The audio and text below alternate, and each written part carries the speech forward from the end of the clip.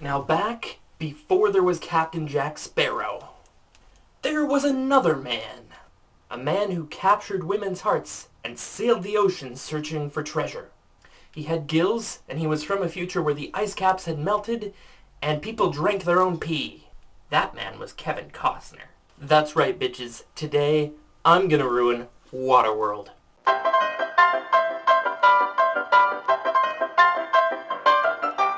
Okay, so this movie is known for being terrible, bombing at the box office, and costing just an ungodly amount of money. Also, Dennis Hopper is in it. He plays the villain.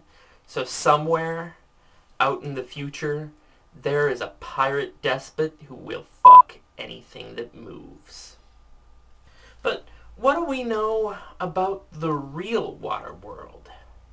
Now, this movie is actually bursting with fantastic fight scenes and special effects and incredible real-life shots that weren't computer-generated, that are just really, really good to look at.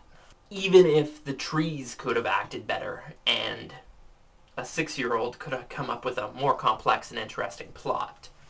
Usually I like to talk about how terrible a movie is and how it's redeemed by some sort of pertinent social or artistic message about humanity, but Underworld kind of doesn't have that.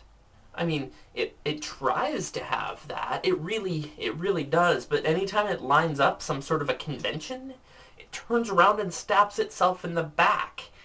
For example, it goes out of its way to make it look like our world would be very, very foreign to the inhabitants of Waterworld. They drink their own pee, there's no running water, there's not really much technology except for maybe a few motors. But then Dennis Hopper makes references like, such and such a thing is like a turd that won't flush. How does he know what flushing is? Everything about it, they try and build something up and then they break that convention. It almost feels like the director is screwing with us. It's just it's just a bunch of contradictions and they don't go anywhere. This movie is kind of like pop art. It's set up in every way like a blockbuster. It should attract an audience. It should be exciting. But anytime you go for it searching for meaning or excitement, it slaps you in the face and tells you to get the hell down because it's not going to give you any meaning or character development or satisfaction. None of the action has any real motivation. It's just kind of there. The whole movie is just sort of people doing things just 'cause they want to do it. And you know, it's almost like that same deluge that flooded our world and destroyed civilization as we know it.